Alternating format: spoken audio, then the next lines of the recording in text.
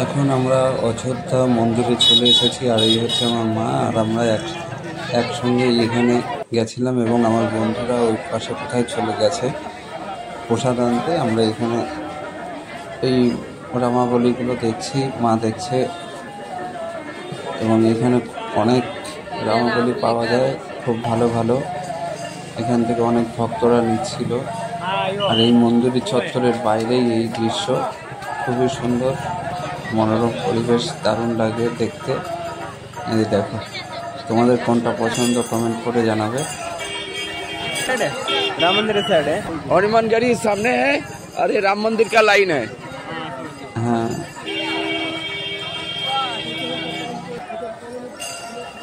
আর এখানে হাতের তাগাও পাওয়া যাচ্ছিল, আমরা হাতের তাগাও নিয়ে নিচ্ছিলাম।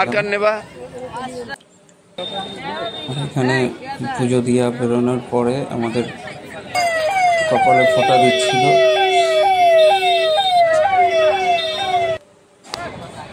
আর এই যে দেখো, টিয়া পাখি বিক্রি করছিল একটা মহিলা, সেই ছবিও আমরা তুলেছিলাম। এবং এখানে দেখো ভক্তর সমাগম, দেখো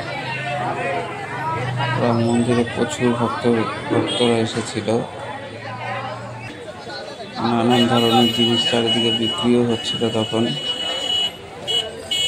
এই যে আমরা তখন বাড়ির থেকে আসছিলাম পুজো দেওয়ার পরে, মানে যে হোটেলটা নিয়েছিলাম সেই হোটেলেই আসছিলাম। রাস্তার ধারে প্রচুর খাবার দাবার পাওয়া যায়, তোমাদের কোনো প্রবলেম নেই, তোমরা যেতে পারো, কোনো অসুবিধা নেই, এবং খুবই ভালো। দেখো বিভিন্ন ধরনের খাবার এখানে পাওয়া যায়।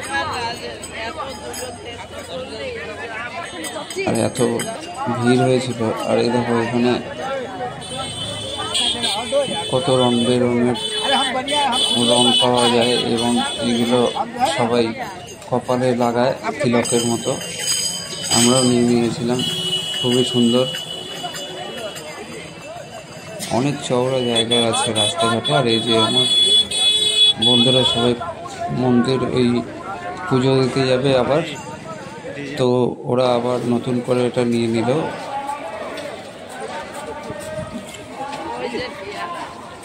আমরা তখন আবার হোটেলের দিকে ফিরে যাচ্ছিলাম, আর এখান থেকে পেয়ারাও নেওয়া হয়েছিল।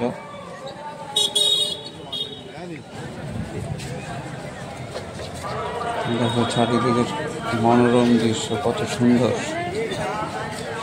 যারা যারা যাওনি তারা কমেন্ট করে জানাবে। প্রচুর খাবার দাবারের দোকান ওখানে।